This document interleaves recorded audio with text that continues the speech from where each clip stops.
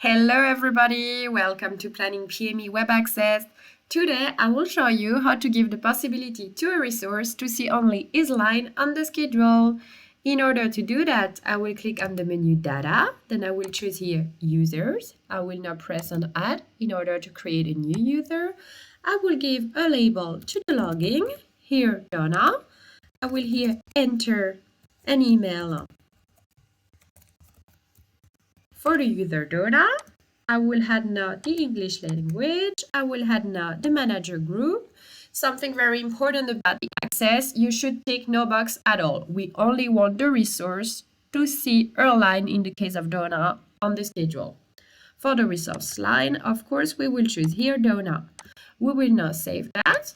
We will now invite Donna to see her line on the schedule this way. We will press now on invite. We will save that. We will now look back at the account, and Donna is already there. I will now open that. And as you can see now, Donna is only able to see her line on the schedule. So thank you for your time today and see you soon for new videos.